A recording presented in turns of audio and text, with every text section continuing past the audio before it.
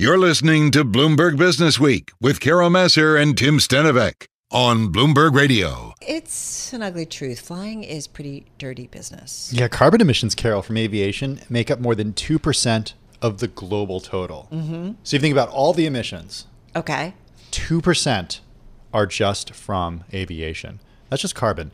And because passengers, flights, and distances are all increasing, it's one of the fastest growing sources of greenhouse gases. So this has put a lot of pressure on airlines and airports to decarbonize. And also there's the question of how consumers could start thinking differently about air travel in a world that's growing hotter. All right, that's where Ricci comes in. He's the founder and president of 4Air. It's a company working to bring sustainability to aviation. He's also a pilot, so he understands this world. 4Air, by the way, has worked with private aviation companies such as FlexJet, as well as commercial airlines, including Southwest.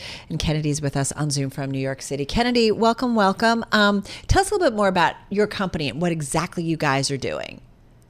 Yeah, thank you so much, Carol and Tim, for having me. So our goal with 4Air was, really what you mentioned, that we see aviation as such an integral part towards leisure travel, towards business travel, and we wanted to make sustainability more accessible for people who wanted to take action when it comes to saving the environment. So we looked at the different pillars of sustainability out there for aviation, things like carbon offsets, sustainable aviation fuels, and new technology, and how that would fit in for a commercial airline, a private aircraft operator, consumers, and other flyers, and really built it into turnkey programs. So we can help anybody who's, a participant in the aviation industry participate in some of the leading sustainability initiatives. Okay, so not all sustainability initiatives, though, are created equal.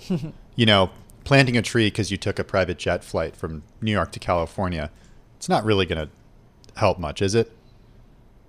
So, people usually talk about carbon offsets as planting trees, but it's actually a much broader category when we think about what's out there. So when you buy a carbon offset, you go through these different verification schemes, different verified methodologies. So for projects around like renewable energy, you might support the construction of a solar energy plant in India or Turkey, thereby displacing kind of a coal power plant being needed there. In the US, you might repurpose and capture greenhouse gases produced during the production of nylon. So there's actually a lot of renewable energy projects, other industrial efficiency projects that we see around carbon offsets. And you're even seeing more things around carbon removals, using the ocean or advanced mineralization. So there's a lot, very broad category, but it's really important to do your diligence about what projects you're going to use in a carbon offset scheme, and then also to look at other solutions. So things like sustainable aviation fuel, that's more of an opportunity for a direct reduction inside of aviation and will really be one of the most powerful ways for aviation to decarbonize. So if I kind of bring it down to its base level, what you guys are doing, it's almost like an accounting firm when it comes to carbon credits, right? And when a company is taking certain initiatives within the airline industry, if you will, or in aviation, you kind of help them really track it, figure out where the payoff is. Is that fair? That's definitely a part of our business. We're really looking at making sustainability in its totality accessible. So trying to make a comprehensive program that's going to incorporate things like offsets. But for sustainable aviation fuel, we have to trace where that fuel came from. And so we'll provide an airline proof of where that fuel originated, what blend it was used from, what the carbon reduction of that actually was, and then help show kind of that carbon accounting back around the reductions generated from SAF. We're also looking at things around. Yeah, before I just want to hit on sustainable aviation fuel for a minute. What is sustainable aviation fuel? What is it made of? How is it different than unsustainable aviation fuel?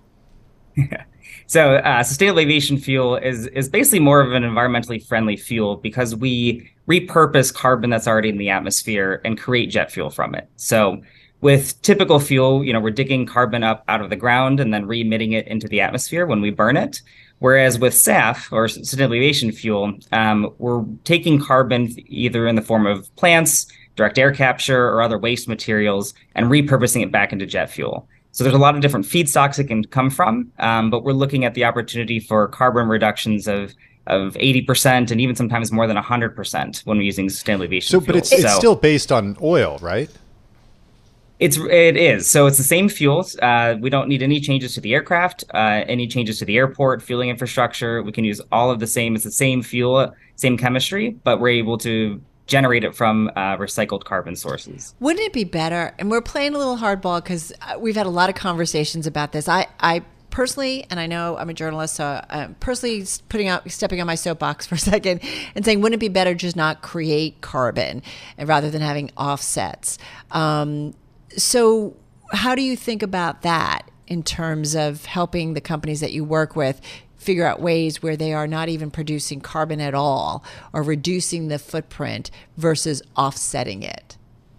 Yeah.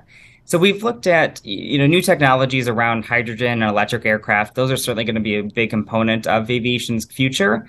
But the problem is a lot of those Oh, no, a little frozen there. We're going to come back, hopefully, with Kennedy Ricci, president of 4Air. Technology, it happens. We freeze up. But I think we're talking about something that's very timely, and we have to look at all parts of our economy and world in terms of how we can reduce the carbon footprint. Yeah, as airports and airlines are looking to decarbonize, especially based on climate goals, the question is, if these things cost more money, right? Carbon offsets, sustainable aviation fuel. Who ends up paying the cost for those? Passengers going to pay the cost. And will passengers pay the cost, right? Like, I was thinking about this when we were, prepping for this, like Uber, Lyft. Like, do you take a green Uber or Lyft? Yeah, I think if it's the same price, I do.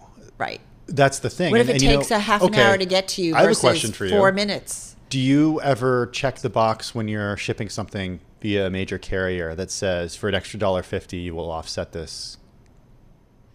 That's interesting. I don't know that I've seen it. Where do you see that? UPS, I've seen it. Okay. And I don't click it. Does Amazon do it? Or you don't click it? I don't click it. Because you don't want to, It's like, why is it on me? Right.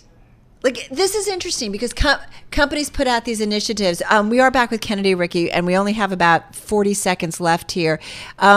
Give us, your goals of how working with companies you think you can make a difference, especially in a summer where we've had so much impact of climate change. Yeah, so we're looking at really bringing a comprehensive approach to it. So where do offsets fit in? How can you use sustainable aviation fuel? We're even looking at what the non-carbon impacts are of aviation. What are the other environmental impacts and how can we address that? Where is AI going to play a role in that? So really working with an operator, finding every possible way for them to be, to participate in and really build an impactful program for them. Well, as you work on that, the whole world is still working on Zooms, always keeping up with us, and we appreciate your patience. Kennedy, come back soon because we'd love to talk a little bit more and further this conversation. Kennedy Ricci, founder and president of 4Air, joining us on Zoom from New York City. I think it's interesting, and I think we've got to look at every part of our world to make it better, right? All right, you are listening and watching Bloomberg Radio.